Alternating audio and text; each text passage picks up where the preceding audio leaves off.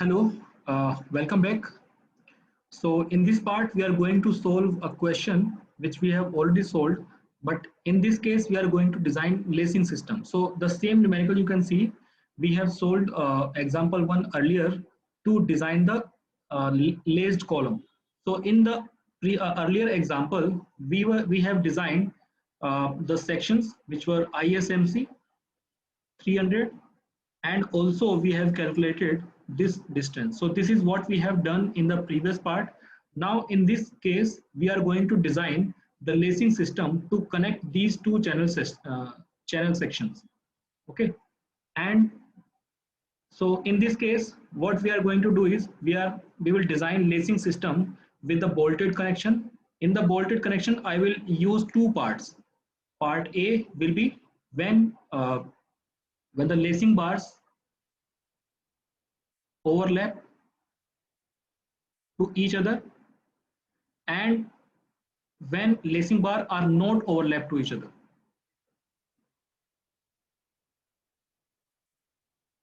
And B part will be, I will be designing the same lacing system using the welded connection. So what will be the difference that we will see when we will solve this problem. So let's start this problem. So I have already explained, like I have written here also, the first part of this example is demonstrated earlier in this lecture to find the size of the channel section and the spacing. The size of the section was ISMC 300 and the spacing is 184 as shown in the figure. So the figure you can see, this is the channel section that we are using, and we have already calculated S value. Now we are going to design the lacing system. So in the previous part, I have discussed the design steps that we are going to follow to design the lacing system. We will see that. So our first step is to choose the lacing system. That is either single lacing or double lacing. So let us choose the single lacing system. So as I said, let's use a single lacing system with inclination of lacing bar as 45 degree. So theta value will be 45 degree, and we are going to use single lacing bar system. So this is our step one. Now in the step two, we are going to find out the spacing of the lacing bar. So here, as I have written, we will find out the spacing. So in the diagram, you can see we are going to find out this L value. Now this L value is dependent on A value, and this A value is dependent on S value and G value. So first we will assume the value of G. So here I am assuming the gauge length as 50 mm. So we have to make sure that this gauge length should be more than 1.5 times of bolt hole. So for example, if we are using 16 mm dia bolt, which we have not assumed earlier. So if we are using 16 mm bolt, in that case, the bolt hole will be 18 and 1.5 times of 18 will be 27. So we will assume gauge length more than 1.5 times of bolt hole. So I am here assuming G value as 50 mm. So this G value is assumed. Now we are going to find out the A value. So S value we have already calculated in the previous part of this example.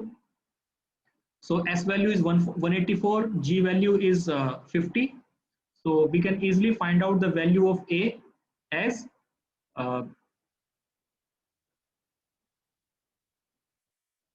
so A value will be 184 plus 50 plus 50. So there you can see this value is written as A value. Okay. So lacing bar, I have explained earlier L as 2A upon tan theta. So this can be written as 2A cot theta. So this is the same I have written here. 2 into A into cot theta, and here theta value is 45 degree. So by solving it, we find out the value of L as 568. So this L value we have calculated as 568 here. Now moving to the step 3.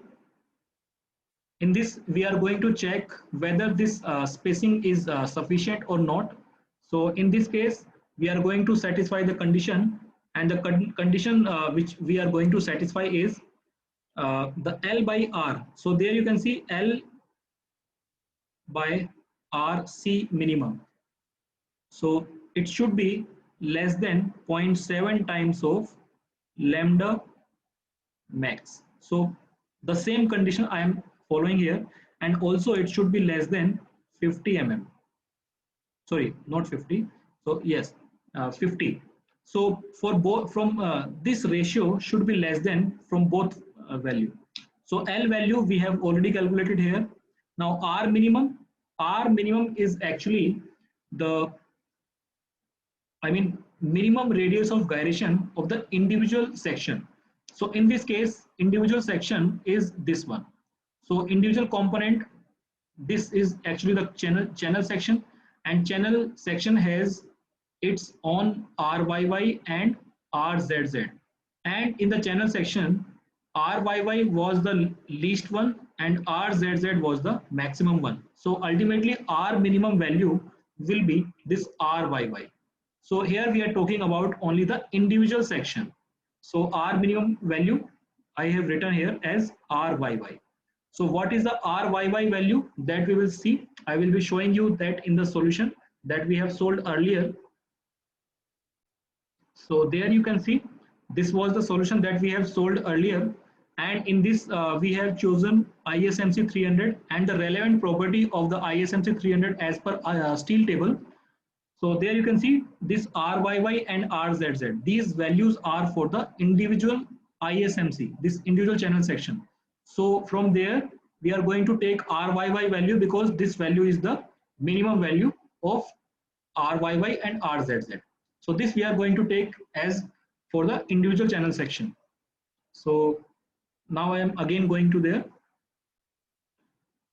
So therefore, their RYY value will be that I have shown you earlier, that is 21.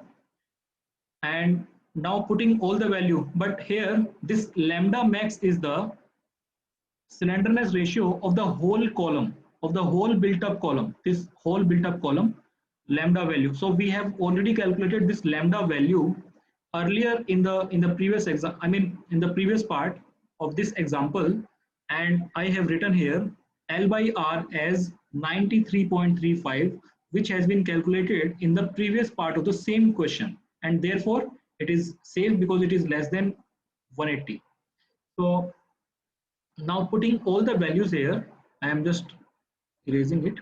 So I have put down the value. So L we have calculated here, and RYY it is actually 26.1, and the ratio is 21.76, and now 0.7 times of this value will be 65.34, and the another value is 50. So there you can see this value is less than this value and this value, which means the L value that we have calculated here, it is safe because it is satisfying this condition. It is less than from both the value. So in the step 3, we basically check this L value that we have calculated in step 2, whether it is safe or not. So it is safe. Now moving to the next step. In the next step, we are going to find out the length of the lacing bar. We are going to find out the width of lacing bar, thickness of the lacing bar, and the effective length of the lacing bar. So all these parameters we can easily find out. Well, we know that L is A upon sine theta. We have calculated, I mean, I have shown you this when I was discussing the steps. So A sine theta can be written as A cosec theta. So this is what I have used here. So before calculation, we are also going to assume the dia of the bar because dia of the bolt. So based on this assumption, we are also going to find out the width because this width is dependent on the dia of the bolt that we are going to use. So if we are going to use this 16 mm dia bolt, then B can be easily calculated as per IS code recommendation. So as per this close number, width of bar I mean width of lacing bar should not be less than the 3 times of the dia of the bolt. So 3 times of dia of the bolt is 48.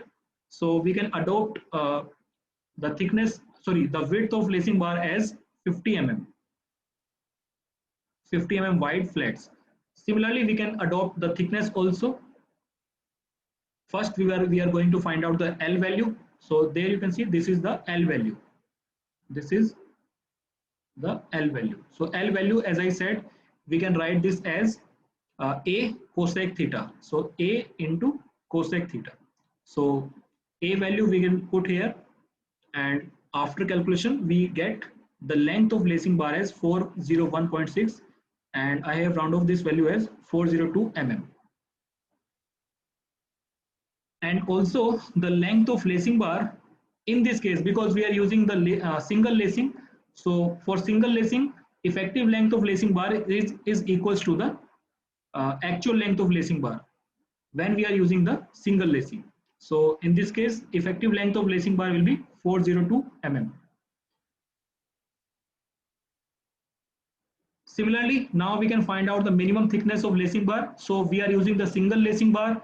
So in the single lacing bar, it would be L by 40. It should not be less than L by 40. So L here is the length of lacing bar, and thickness can be calculated with this. So from this, we can find out thickness of the lacing bar as 10.05 mm. So we can say that, I mean, this is the 10.05 mm. So we are adopting on the higher side, we are taking 12 mm thick lacing bar. So now we have adopted the width of lacing bar as well as the thickness of lacing bar, which is 50 by 12 mm. Now, why we are doing this? Because we have to find out the slenderness ratio of the lacing bar also. So now in the step 5, we are going to find out maximum slenderness ratio of lacing, and we will check whether it is less than 45 or not.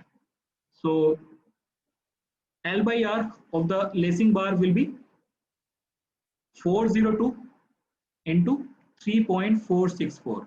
Now, how did we arrive at this value? This is actually the radius of gyration. Radius of gyration of lacing bar. And we know that this R is actually I by A. So if this is the lacing bar I'm making here, if this is the thickness and if this is the B value, then I value will be I value about this axis, because this lacing bar is weak about this axis. So that is why I'm writing here I value about this axis will be BT cube by 12 upon area. Area will be B into T. So by solving this, we can write here as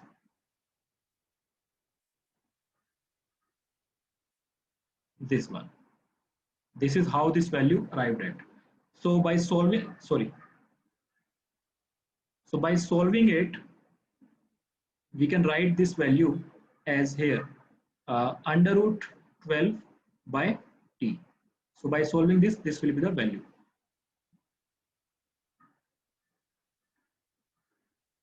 Sorry, I have written T by under root 12. So this will be the value.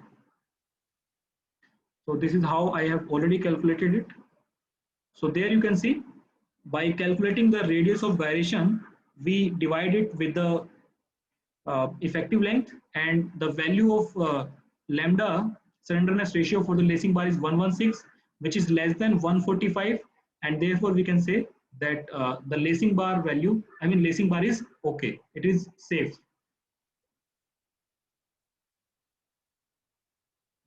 So we will continue this solution in the next part. Thank you.